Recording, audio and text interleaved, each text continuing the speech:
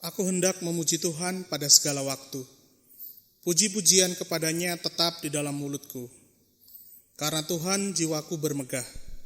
Biarlah orang-orang yang rendah hati mendengarnya dan bersukacita. Muliakanlah Tuhan bersama-sama dengan aku.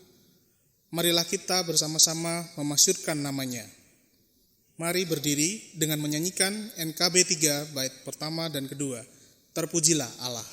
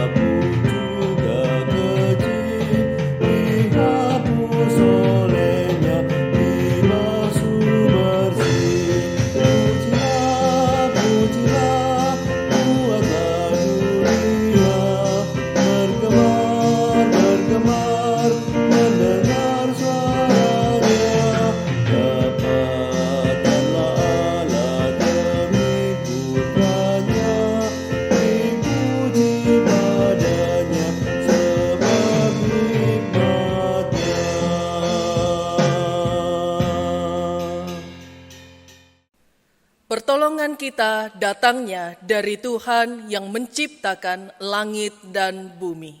Amin.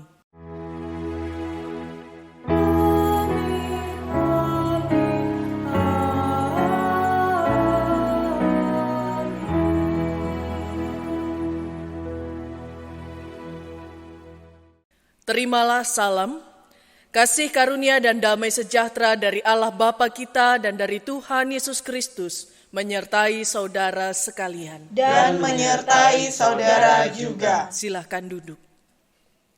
Saudara yang terkasih, kata pembuka dalam kebaktian kita terambil dari Yeremia pasal 7 ayat 3-7. Beginilah firman Tuhan semesta alam Allah Israel. Perbaikilah tingkah langkahmu dan perbuatanmu, maka aku mau diam bersama-sama kamu di tempat ini. Janganlah percaya kepada perkataan dusta yang berbunyi, ini bait Tuhan, bait Tuhan, bait Tuhan.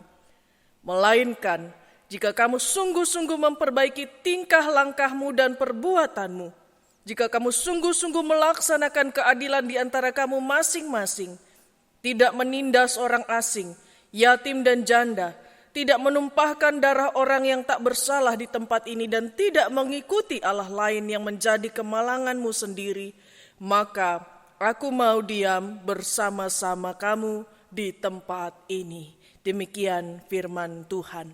Mari kita berdoa mengakui dosa kita.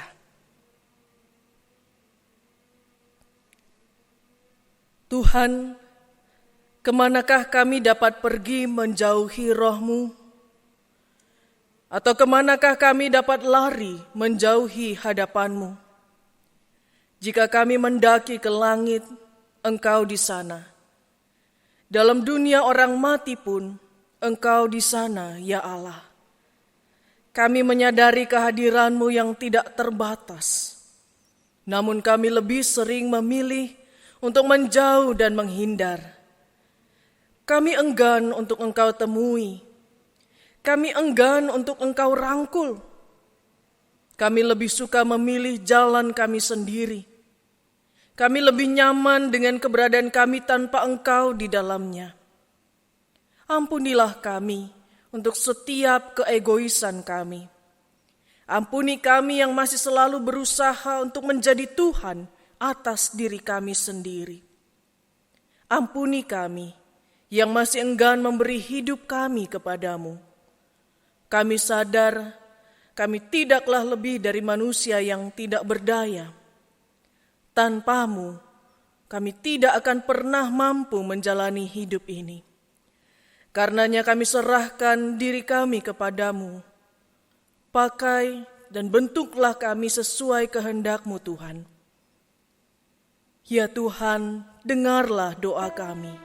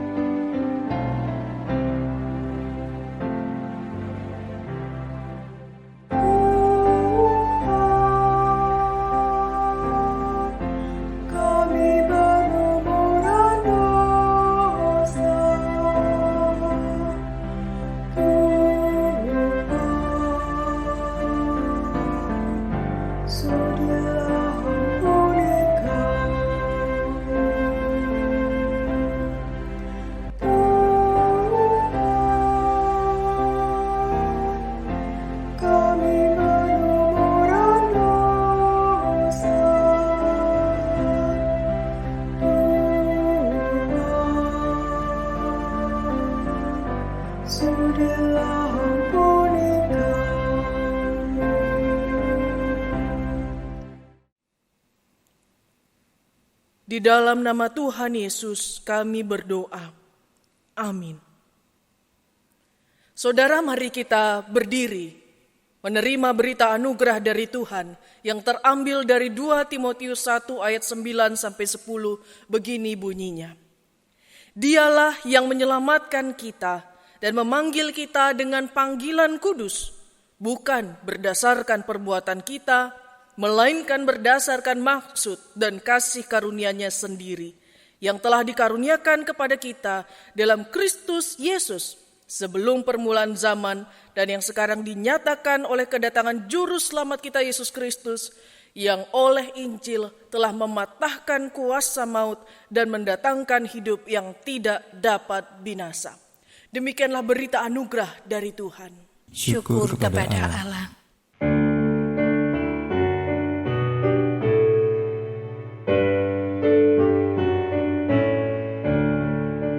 Insan tangisi dosamu, ingatlah Kristus menempuh jalan penuh sengsara, dan bagai hamba terendah, ia kosongkan dirinya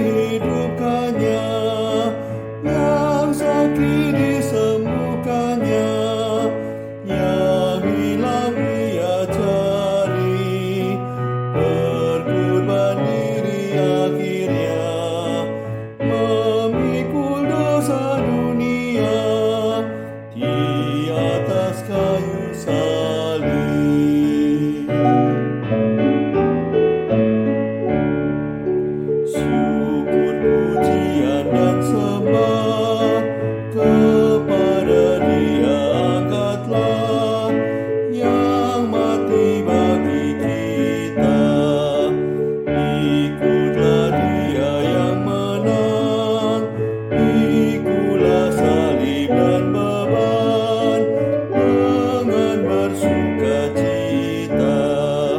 Kasih-Nya perkenalkanlah, dan dalam kuasa nama-Nya kalahkanlah yang jahat.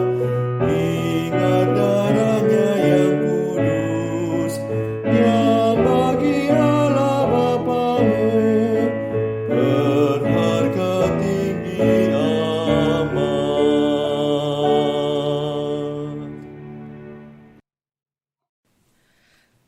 Mari kita persiapkan hati kita untuk menerima firman Tuhan, kita berdoa. Ya Bapa, di rumah kami atau dimanapun kami ada pada hari ini, kami percaya bahwa ini adalah tempat kudus, karena Engkau ada di sini bersama dengan kami. Kebaktian kami, meski ada di tempat hidup kami sesehari, itu menjadi suci, karena Engkau yang menyucikannya bagi kami. Dan karena itu ketika firman-Mu kami renungkan dan kami dengarkan pada saat ini, kami percaya kuasa Roh Kudus yang terus memimpin kami dan menemani kami untuk bisa mengerti dan bahkan melakukannya dalam hidup kami. Ya Tuhan, bersabdalah, kami siap. Amin. Bacaan pertama terambil dari kitab Keluaran pasalnya yang ke-20, ayatnya yang pertama sampai dengan yang ke-17. Keluaran 20, ayatnya yang pertama sampai dengan yang ke-17. Ke-10 firman. Lalu Allah mengucapkan segala firman ini. Akulah Tuhan Allahmu yang membawa engkau keluar dari tanah Mesir, dari tempat perbudakan. Jangan ada padamu Allah lain di hadapanku. Jangan membuat bagimu patung yang menyerupai apapun yang ada di langit di atas, atau yang ada di bumi di bawah, atau yang ada di dalam air di bawah bumi. Jangan sujud menyembah kepadanya atau beribadah kepadanya. Sebab aku Tuhan Allahmu adalah Allah yang cemburu, yang membalaskan kesalahan bapa kepada anak-anaknya, kepada keturunan yang ketiga dan keempat dari orang-orang yang membenci aku. Tetapi aku menunjukkan kasih setia kepada beribu-ribu orang, yaitu mereka yang mengasihi aku dan yang berpegang pada perintah-perintahku. Jangan menyebut nama Tuhan Allahmu dengan sembarangan, sebab Tuhan akan memandang bersalah orang yang menyebut namanya dengan sembarangan. Ingatlah dan kuduskanlah hari Sabat. 6 hari lamanya engkau akan bekerja dan melakukan segala pekerjaanmu. Tetapi hari ke-7 adalah hari Sabat Tuhan Allahmu. Maka jangan melakukan sesuatu pekerjaan, engkau atau anakmu laki-laki, atau anakmu perempuan, atau hambamu laki-laki, atau hambamu perempuan, atau hewanmu, atau orang asing yang di tempat kediamanmu.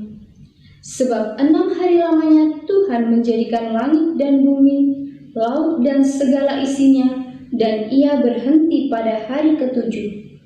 Itulah sebabnya Tuhan memberkati hari Sabat dan menguduskannya. Hormatilah ayahmu dan ibumu, supaya lanjut umurmu di tanah yang diberikan Tuhan Allahmu kepadamu.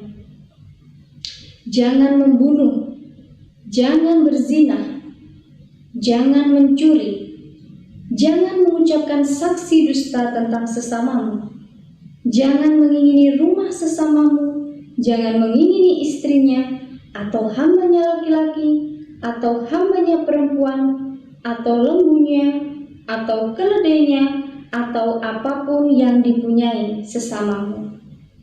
Demikianlah sabda Tuhan. Syukur kepada Allah.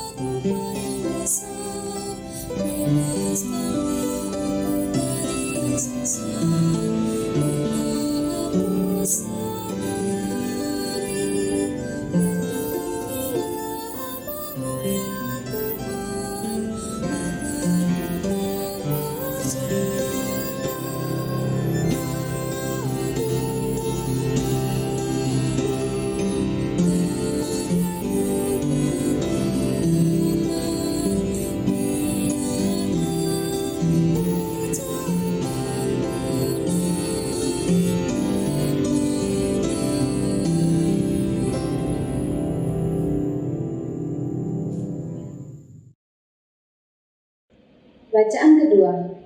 Bacaan kedua terambil dari kitab 1 Korintus 1 ayatnya yang ke-18 sampai dengan yang ke-25. Kitab 1 Korintus 1 ayatnya yang ke-18 sampai yang ke-25. Hikmat Allah dan hikmat manusia. Sebab pemberitaan tentang salib memang adalah kebodohan bagi mereka yang akan binasa.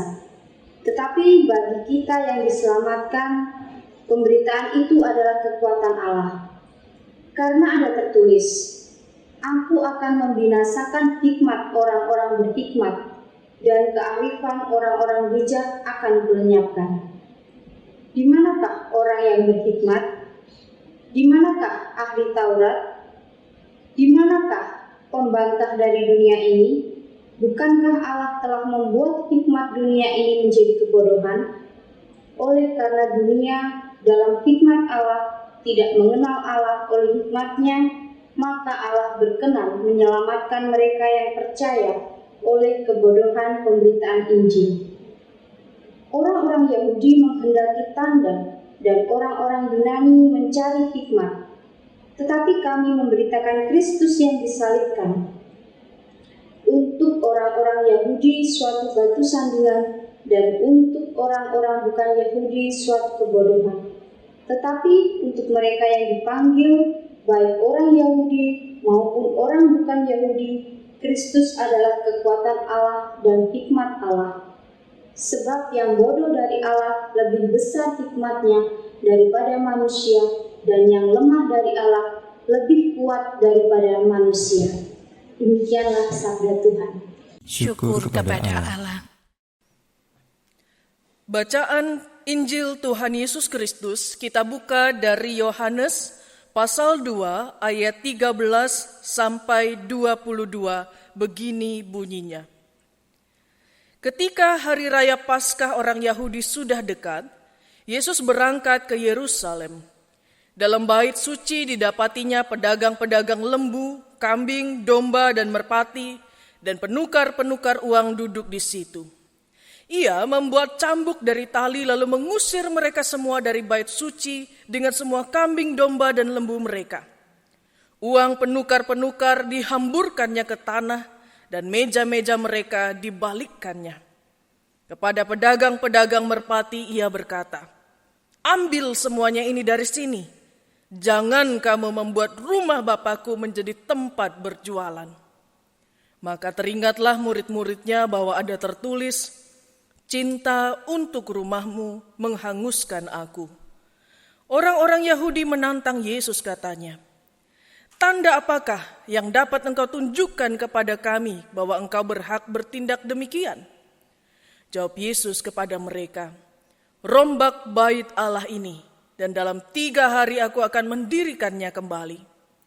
Lalu kata orang Yahudi kepadanya, 46 tahun orang mendirikan bait Allah ini, dan engkau dapat membangunnya dalam 3 hari.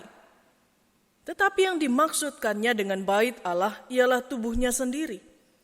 Kemudian sesudah ia bangkit dari antara orang mati, barulah teringat oleh murid-muridnya bahwa hal itu telah dikatakannya, dan bahwa mereka pun percayalah akan kitab suci dan akan perkataan yang telah diucapkan Yesus. Saudara, demikianlah Injil Tuhan kita Yesus Kristus. Berbahagialah mereka yang mendengarkan firman Allah dan yang memeliharanya. Hosiana.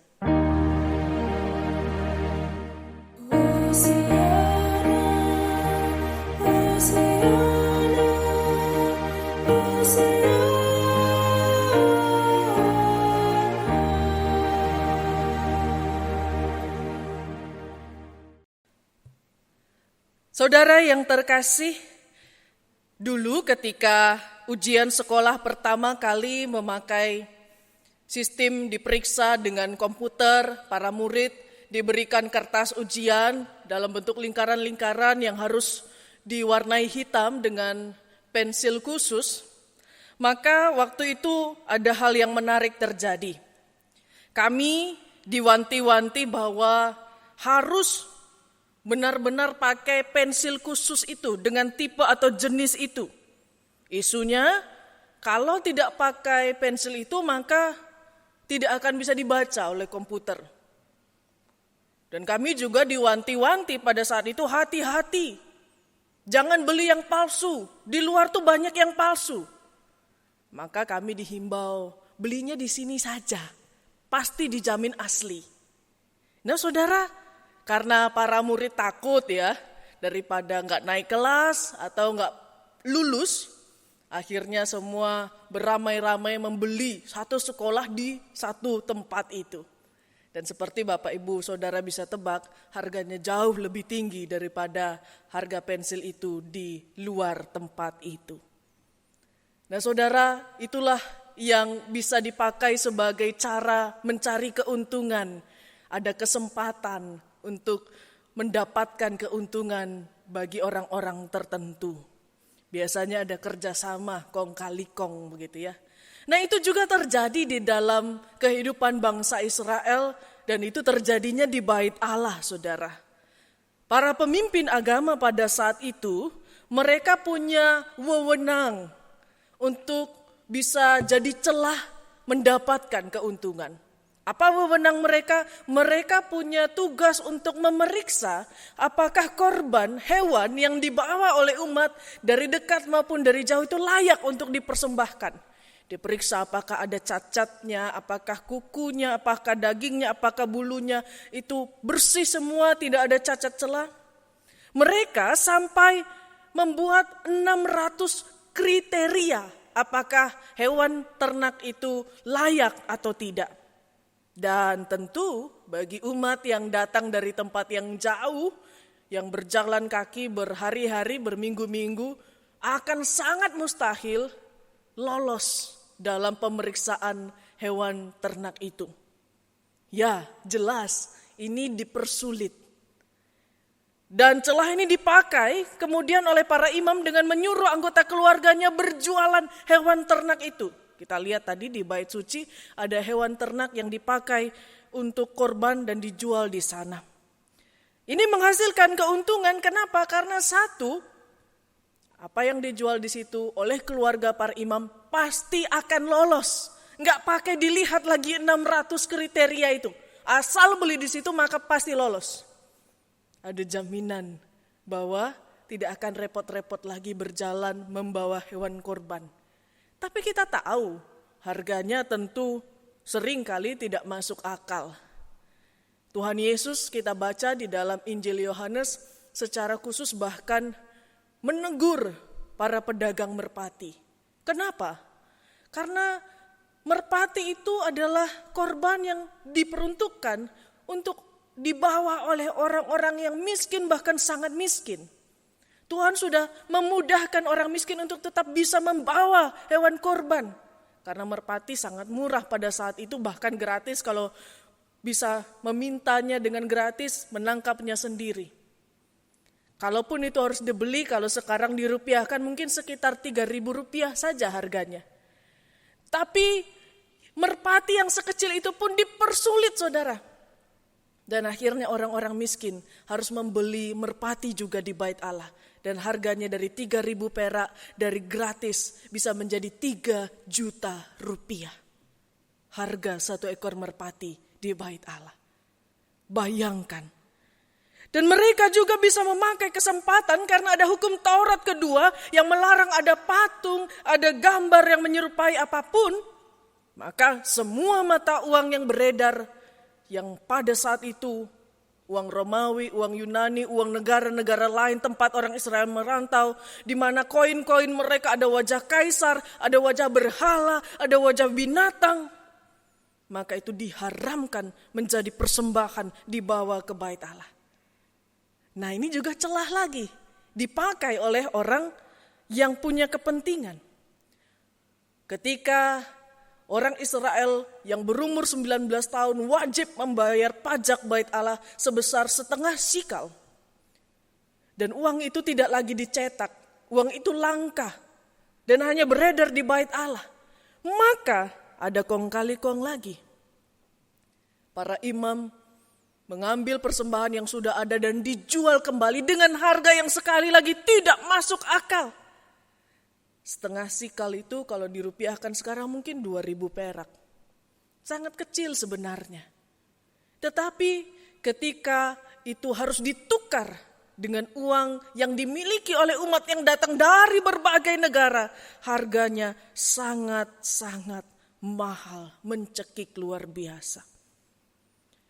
Pada saat itu kita bisa membayangkan orang-orang yang datang, yang rindu kehadirat Tuhan, justru bukan dengan senang, bukan dengan syukur, tapi seperti dirampok. Tuhan bilang, kamu menjadikan rumahku jadi sarang penyamun. Seperti ditipu. Dan mereka berdoa tidak lagi dengan lega, tidak merasakan hadirat Tuhan, tapi dengan air mata karena merasa ditindas, menerima ketidakadilan di tempat yang mereka sangat agungkan. Dan mereka tidak bisa protes. Karena yang mengadakan sistem transaksi itu, yang mengadakan jual beli di Bait Allah itu adalah petinggi dari Bait Allah itu sendiri. Belum lagi saudara, umat-umat bangsa lain yang punya pelataran khusus untuk beribadah, akhirnya tidak bisa beribadah dengan tenang. Kenapa? Ya bayangkan, itu sudah jadi pasar. Semua orang teriak-teriak, pilih ini bu, jual berapa, saya berani bayar murah. Semua teriak, semua heboh. Dan bau tentu kotor luar biasa. Tidak bisa jadi tempat lagi untuk orang-orang yang dari bangsa lain datang dan menikmati hadirat Tuhan. Ini sangat berbahaya. Kenapa Bapak Ibu? Bayangkan bagaimana akhirnya umat yang datang ini melihat bagaimana Allah itu? Siapa Allah itu? Bagaimana figur Allah di hadapan orang-orang yang datang ke dalam rumahnya? Padahal kita baca dalam Keluaran tadi, ketika hukum Taurat dibuka, dijelaskan bahwa hukum Taurat ini dibuat dengan dasar supaya umat tahu bahwa Allah adalah Tuhan. Dan dalam Mazmur tadi disebutkan bahwa betapa senangnya, betapa nikmatnya, betapa indahnya, betapa manisnya hukum Taurat Tuhan yang adil dan benar itu. Tapi ketika zaman Tuhan Yesus, orang datang ke Bait Allah, tidak ada yang dirasakan seperti itu. Hukum Taurat jadi kuk yang begitu berat, jadi terasa seperti dihukum. Dan bukan lagi manis, tapi pahit dan penuh air mata. Karena itu saudara, dalam minggu ini kita diingatkan bahwa salah satu agenda Tuhan Yesus ketika ia menyatakan diri sebagai Mesias, sudah juga disebutkan dalam perjanjian lama bahwa Mesias akan menyucikan Bait Allah. Maleakhi pasal 3 ayat 1b sampai 3 dikatakan begini. Dengan mendadak Tuhan yang kamu cari itu akan masuk ke Bait-Nya. Malaikat perjanjian yang kamu kehendaki itu sesungguhnya ia datang, firman Tuhan semesta alam. Siapakah yang dapat tahan akan hari kedatangannya? Dan siapakah yang dapat tetap berdiri apabila ia menampakkan diri? Sebab ia seperti api, tukang pemurni logam, dan seperti sabun, tukang penatu. Ia akan duduk seperti orang yang memurnikan dan mentahirkan perak. Dan ia akan mentahirkan orang Lewi, menyucikan mereka seperti emas dan perak, supaya mereka menjadi orang-orang yang mempersembahkan korban yang benar kepada Tuhan. Salah satu tanda bahwa Yesus adalah Mesias, dia mencucikan bait Allah, dia mengembalikan cara mempersembahkan korban yang benar kepada Tuhan. Dan hari ini kita membaca bahwa Tuhan Yesus betul-betul datang di pusat ibadah umat, yaitu di bait Allah.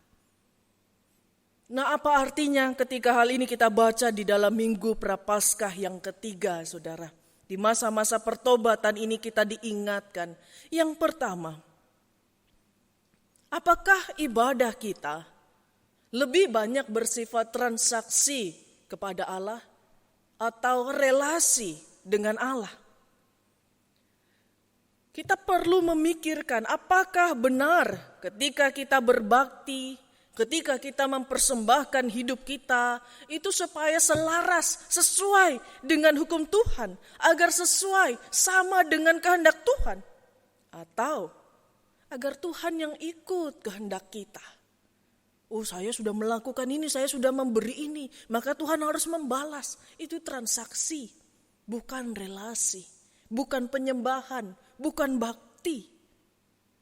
Atau ketika kita beribadah, apakah kita memang datang kepada Allah atau kita sengaja datang untuk mencari keuntungan, mengambil keuntungan lewat label-label, jabatan-jabatan rohani kita, lewat kegiatan-kegiatan yang tampaknya seperti pelayanan, seperti menolong orang lain, tapi sebenarnya itu mencari keuntungan. Di gereja kita ada kios buku, ada ibu-ibu dari Komisi Dewasa juga yang berjualan makanan. Dan puji Tuhan, kegiatan ini sudah betul-betul dirancang, sungguh-sungguh bukan untuk cari untung. Seringkali malah nombok sebenarnya.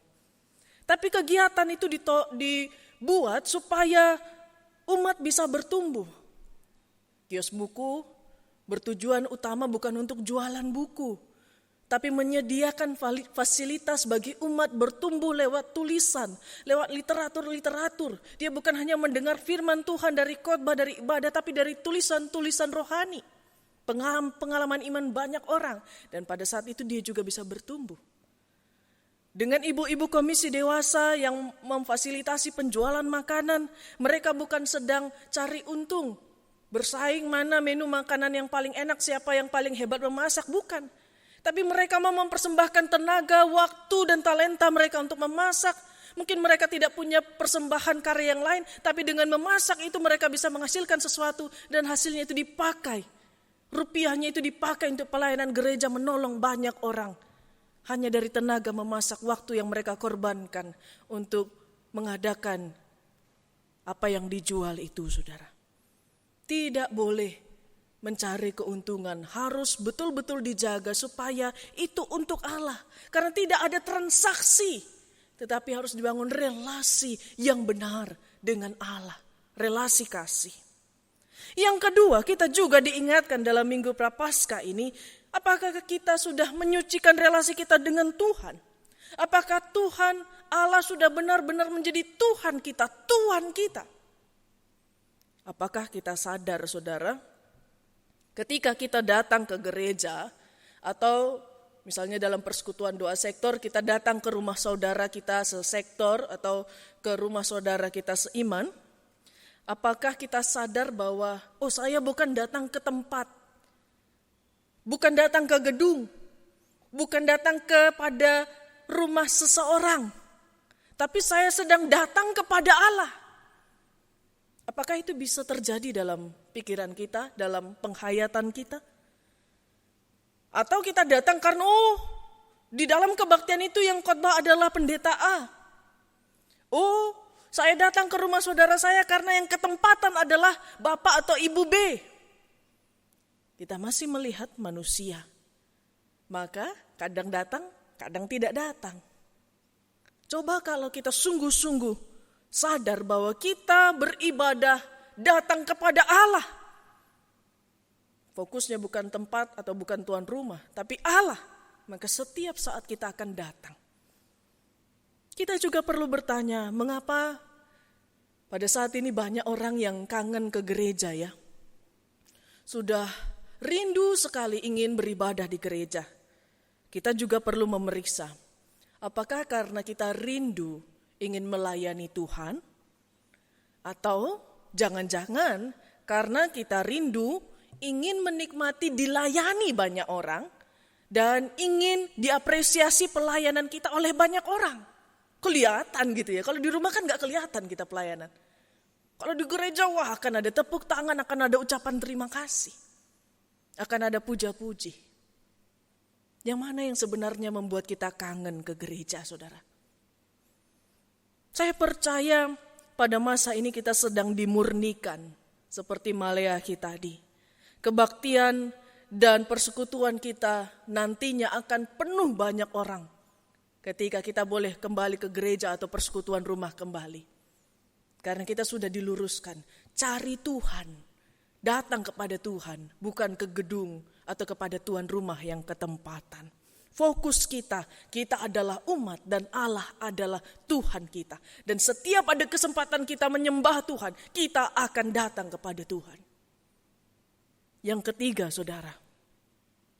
Di dalam bacaan kita pada hari ini, kita belajar mengenal siapa Tuhan Yesus Sang Mesias itu. Dia adalah Tuhan yang berjuang agar kita jangan sampai salah mengenal Allah. Agar semua orang bisa mengenal Allah pribadi yang mengasihi, bukan yang membebani. Allah yang peduli, bukan Allah yang kejam. Allah yang tahu penderitaan umat, bukan Allah yang tutup mata dan minta untuk kita servis, untuk kita layani saja. Tindakan Tuhan Yesus yang kita baca sangat dramatis. Mungkin anak sekarang bisa mengatakan Tuhan Yesus terlalu lebay. Tapi ini bukan lebay, bukan dramatis. Tuhan Yesus bukan sedang menjaga supaya gedung tetap bersih, peralatannya tidak lecet, bukan itu. Tuhan Yesus tidak sedang menjaga gedung ini supaya berwibawa tetap, bukan itu. Tuhan Yesus bahkan menantang, runtuhkan saja bait ini. Tuhan Yesus bukan sedang menjaga gedungnya, saudara. Dan memang nanti tahun 70 Masehi, bait suci itu akan diruntuhkan oleh Jenderal Titus dari Romawi. Ketika Yerusalem dikepung. 40 tahun setelah Tuhan Yesus bangkit. Tuhan Yesus bukan sedang menjaga gedung. Tuhan Yesus sedang membela hak orang miskin, hak bangsa lain, hak umat untuk datang kepada Allah supaya bisa berdoa dan merasakan kedekatan, relasi yang indah dengan Tuhan. Tuhan Yesus sedang mengembalikan fungsi bait Allah menjadi tempat doa, menjadi tempat di mana semua orang diterima dan didengarkan oleh Allah dan mendapatkan semua jawaban dari penderitaan mereka. Tuhan Yesus mengembalikan bait Allah menjadi tempat pembebasan, tempat merayakan kasih Allah. Dan demi tujuan itulah Tuhan Yesus bisa marah besar, bisa melakukan tindakan yang sangat kasar menurut kebanyakan orang, mengusir, melempar, membalikkan meja. Kenapa Tuhan bisa melakukan itu? Karena bagi Tuhan, koin sikal itu, hewan korban itu tidak lagi penting.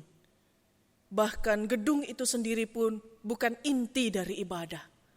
Yang penting dari bait suci Allah adalah Allah sendiri dan kehendaknya. Bait Allah adalah tentang Allah. Dalam Yohanes 2 ayat 19 Tuhan Yesus berkata, rombak bait Allah ini. Dan dalam 3 hari aku akan mendirikannya kembali. Ayat 21. Yang dimaksudkannya dengan bait Allah ialah tubuhnya sendiri. Ketika gedung itu gagal menjadi tempat di mana kasih Allah dinyatakan, kemuliaan Allah diceritakan, maka Tuhan Yesus menggantinya dengan dirinya sendiri.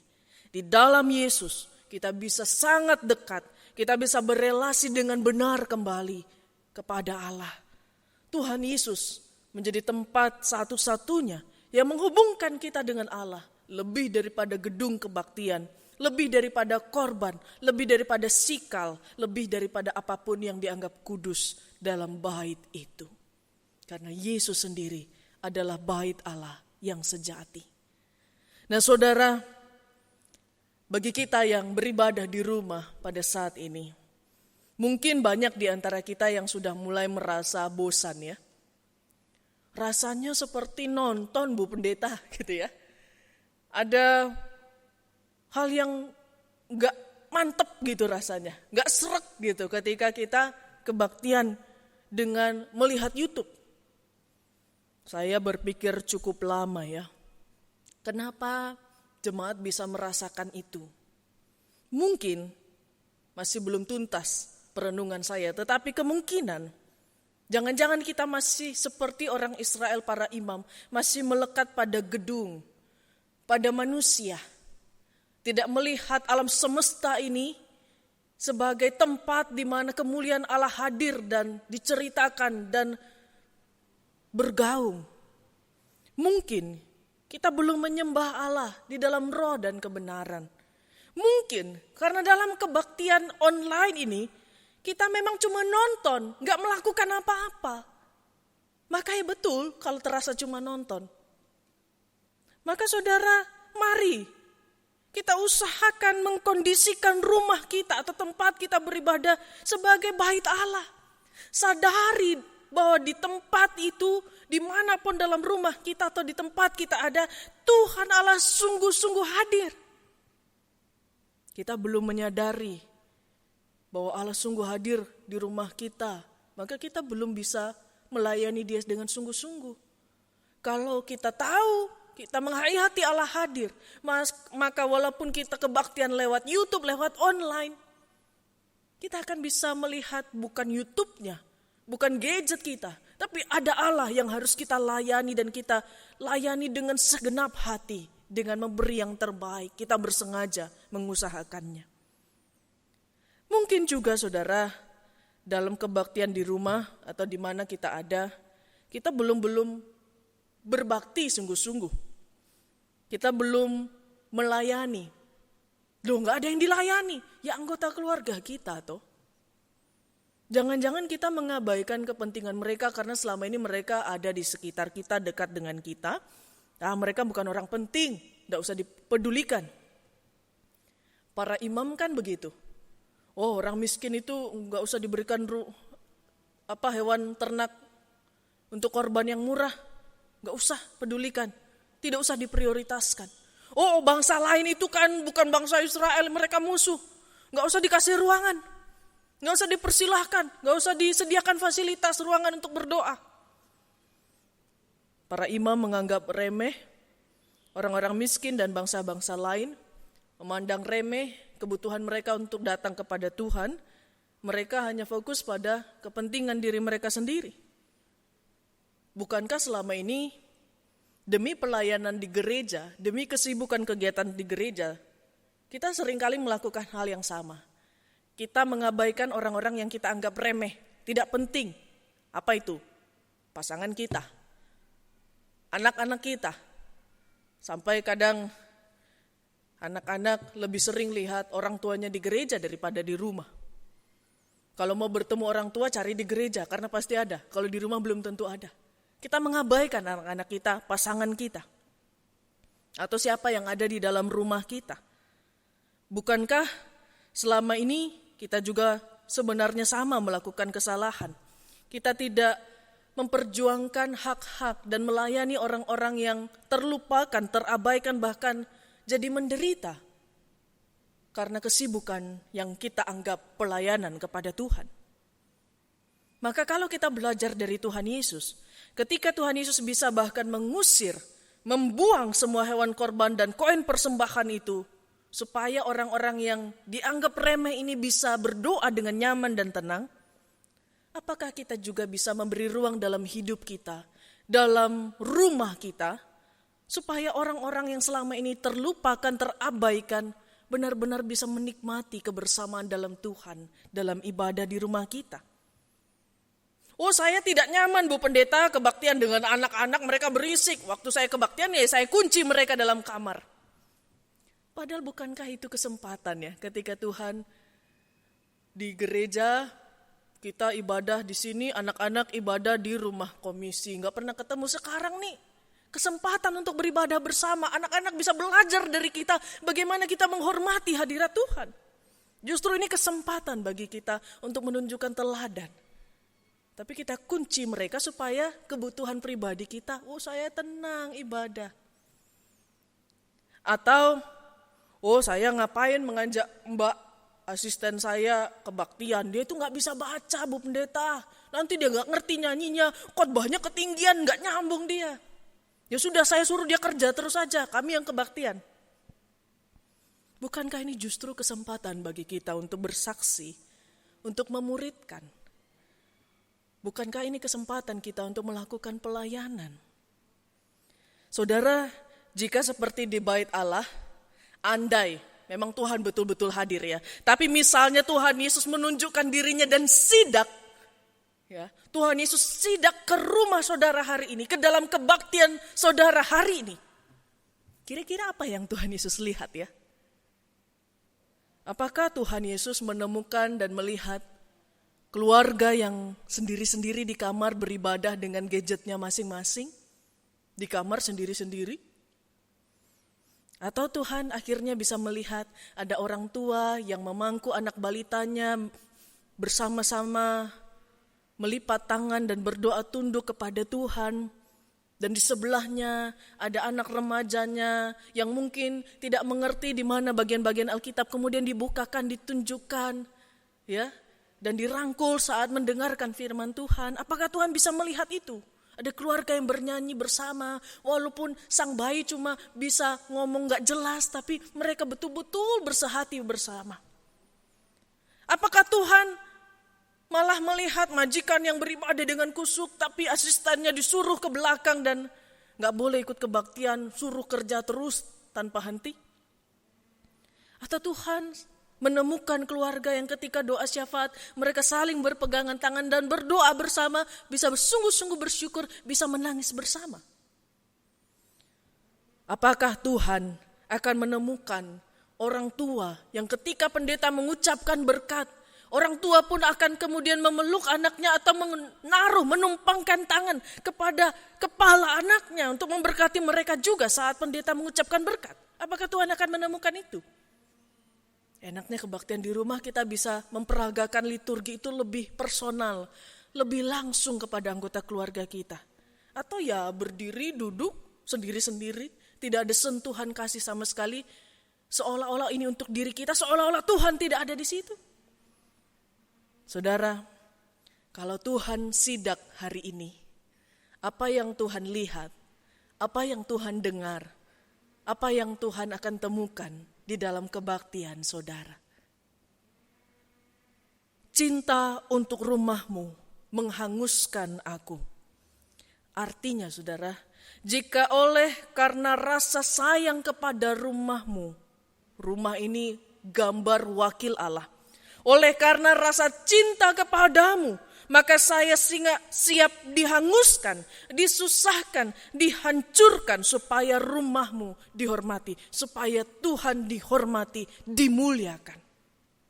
Pertanyaannya bagi kita, apakah saudara dan saya sudah hangus setiap kali berbakti?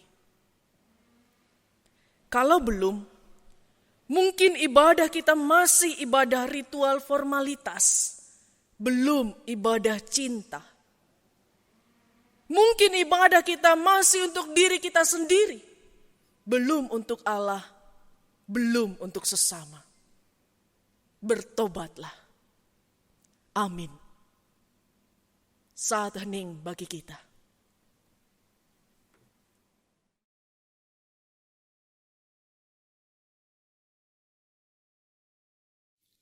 Bersama dengan seluruh gereja di segala abad dan tempat, mari kita mengaku iman percaya kita menurut pengakuan iman rasuli yang demikian. Aku percaya kepada Allah, Bapa yang Maha Kuasa, Khalik langit dan bumi, dan kepada Yesus Kristus anaknya yang tunggal Tuhan kita, yang dikandung dari Roh Kudus, lahir dari anak darah Maria, yang menderita sengsara di bawah pemerintahan Pontius Pilatus, disalibkan, mati dan dikuburkan, turun ke dalam kerajaan maut. Pada hari yang ketiga, bangkit pula dari antara orang mati, naik ke sorga, duduk di sebelah kanan Allah, Bapa yang Maha Kuasa. Dan dari sana ia akan datang untuk menghakimi orang yang hidup dan yang mati. Aku percaya kepada Roh Kudus, gereja yang kudus dan am, persekutuan orang kudus, pengampunan dosa, kebangkitan orang mati, dan hidup yang kekal. Amin. Mari kita menaikkan doa syafaat kita. Kami menyerahkan diri kami Tuhan untuk diuji. Apakah kami sungguh mengasihi Engkau? Apakah kami sungguh mempersembahkan hidup kami yang terbaik di dalam rumah kami pada saat ini bersama dengan keluarga kami di hadapan-Mu? Tuhan, sucikanlah kami. Sucikanlah ibadah-ibadah kami. Murnikanlah semua relasi kami agar tidak ada upaya untuk mencari keuntungan demi keegoisan kami. Agar kami tidak terus menjadi Tuhan yang minta dilayani, tetapi kami benar-benar menjadi umat yang sungguh-sungguh mengasihi dan melayani Tuhan. Karena itu kami mohon, berkati setiap rumah tangga, berkati setiap pribadi, agar dalam masa online ini kami sungguh-sungguh sedang dimurnikan, disucikan, agar kami memperhatikan orang-orang yang terabaikan, dan kami benar-benar beribadah melayani Tuhan, bukan menonton atau secara formalitas mendengarkan saja. Kami juga terus berdoa untuk saudara-saudara kami yang masih ada di dalam sakit, yang masih ada di dalam kelemahan tubuh, yang masih ada di dalam pergumulan. Kami percayakan hidup mereka ke dalam tangan-Mu Tuhan. Engkau sediakan jalan keluar, Engkau sediakan pertolongan. Bagi Bapak Ibu kami yang lanjut usia, Engkau kuatkan. Selama masa proses untuk vaksin kepada Bapak Ibu lansia kami ini, kami percaya Tuhan juga menolong mereka, melindungi mereka. Di tempat-tempat mereka menerima vaksin, Tuhan jagai senantiasa. Kami juga terus berdoa bagi semua panitia yang terus bekerja mempersiapkan rangkaian Prapaskah sampai Paskah nanti Tuhan. Kami juga terus berdoa bagi tim multimedia yang terus bekerja keras memproduksi konten-konten dan tayangan-tayangan yang terbaik untuk Tuhan, supaya nama Tuhan dimuliakan. Dan kami terus juga berdoa untuk semua jemaat, masing-masing pribadi dan keluarga bersama dengan simpatisan, bahkan orang-orang yang masih berjuang untuk belajar mengenal Engkau dan percaya. Kami percaya Tuhan, Engkau hadir dalam hidup kami, di rumah kami, dimanapun kami berada. Engkau menyatakan kemuliaan-Mu dan membiarkan kami untuk menikmati betapa indah dan manisnya hukum-hukum-Mu dalam kehidupan kami. Kami juga menyerahkan gereja-Mu di seluruh dunia yang pada hari ini juga merayakan Prapaskah. Biarlah Tuhan menyertai kami dalam masa-masa pertobatan ini, supaya kami sungguh-sungguh hidup baru, meninggalkan dosa, dan kemudian mati dan bangkit bersama dengan Engkau. Kami berdoa bagi semua pemerintah bangsa-bangsa. Engkau berkati mereka dalam upaya untuk memperjuangkan keadilan, kebenaran, untuk memperjuangkan kesetaraan, untuk memperjuangkan hak-hak orang-orang yang dimarginalkan, yang direndahkan, yang ditindas oleh kepentingan-kepentingan orang yang punya kuasa dan wewenang. Tuhan, tolonglah mereka. Tolonglah kami juga Tuhan, untuk menunjukkan cinta kami dengan sehabis-habisnya kami mencintai Tuhan, memperjuangkan supaya banyak orang yang merasakan kasih Tuhan di mana-mana tempat di atas muka bumi ini. Inilah seluruh doa syafaat kami, bersama dengan doa pribadi yang kami naikkan bersama dengan orang-orang yang kami kasih pada saat ini. Kami mau menyerahkannya ke dalam tangan Tuhan yang telah mengajarkan kami untuk berdoa bersama. Bapa kami yang di sorga, dikuduskanlah nama-Mu. Datanglah kerajaan-Mu, jadilah kehendak-Mu di bumi seperti di sorga. Berikanlah kami pada hari ini makanan kami yang secukupnya, dan ampunilah kami akan kesalahan kami, seperti kami juga mengampuni orang yang bersalah kepada kami. Dan janganlah membawa kami ke dalam pencobaan, tetapi lepaskanlah kami daripada yang jahat. karena Engkaulah yang mempunyai kerajaan dan kuasa dan kemuliaan sampai selama-lamanya. Amin. Nas persembahan terambil dari 2 Korintus 9 ayat yang ke-7. Hendaklah masing-masing memberikan menurut kerelaan hatinya, jangan dengan sedih hati atau karena paksaan. Sebab Allah mengasihi orang yang memberi dengan sukacita. Persembahan dapat ditransfer melalui nomor rekening GKI Merisi Indah atau dapat disimpan di dalam amplop yang akan dibawa pada saat kebaktian di gereja berlangsung. Mari bernyanyi dari PKJ 147 bait yang pertama dan kedua, Di Sini Aku Bawa.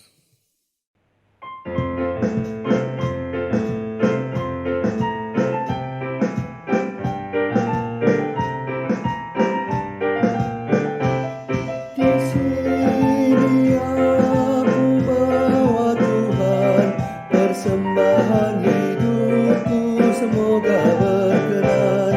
Berapalah nilainya Tuhan dibandingkan berkat-Mu yang telah Kau limpahkan. Terimalah Tuhan, oh terimalah Tuhan.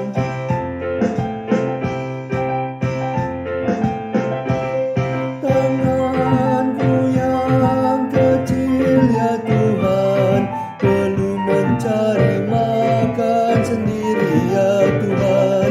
Terimalah hatiku Tuhan, menjadi persembahan yang Tuhan berkenan. Terimalah Tuhan, oh terimalah Tuhan. Mari kita bawa persembahan kita di dalam doa. Siapakah kami sehingga kami menjadi biji mata-Mu ya Tuhan? Kasih-Mu, rahmat-Mu, penyertaan-Mu selalu mengalir membasahi kehidupan kami. Di saat kami hilang arah dan berpaling dari-Mu, tak pernah sekalipun Engkau melupakan kami. Engkau tetap ada di kala kami kembali. Terima kasih Tuhan. Kami bawa kepadamu saat ini persembahan kami sebagai wujud ungkapan syukur kami atas kesetiaan-Mu. Biarlah dengan ini kami juga dapat lebih menghayati hidup yang sesuai kehendak-Mu. Kuduskan dan sucikan agar menjadi persembahan yang berkenan kepadamu. Hanya kepadamu kami berserah dan percaya ya Tuhan. Amin. Saudara, marilah kita berdiri menyanyikan lagu pengutusan kita, Apalah Arti Ibadahmu kepada Tuhan.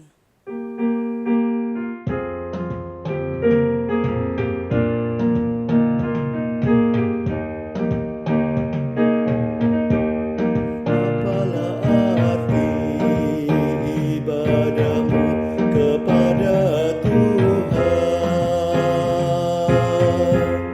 bila tiada rela sujud dan sungguh.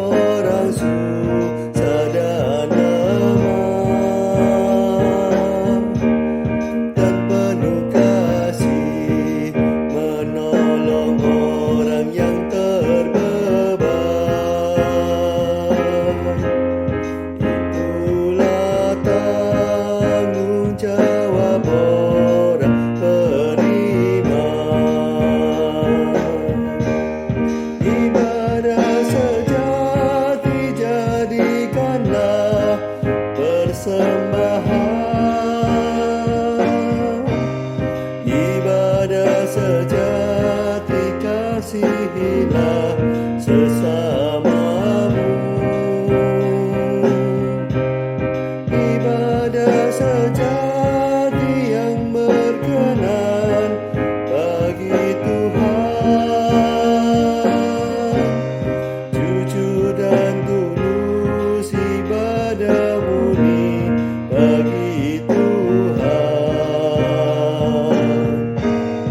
Jujur dan tulus ibadah murni bagi Tuhan.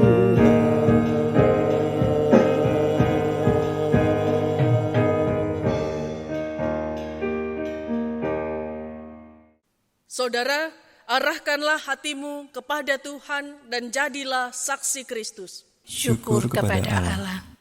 Terimalah berkat Tuhan. Tuhan memberkati engkau dan melindungi engkau. Tuhan menyinari engkau dengan wajah-Nya dan memberi engkau kasih karunia. Tuhan menghadapkan wajah-Nya kepadamu dan memberikan engkau damai sejahtera. Amin. Hosiana, Hosiana, Hosiana, Hosiana, Hosiana, amin, amin,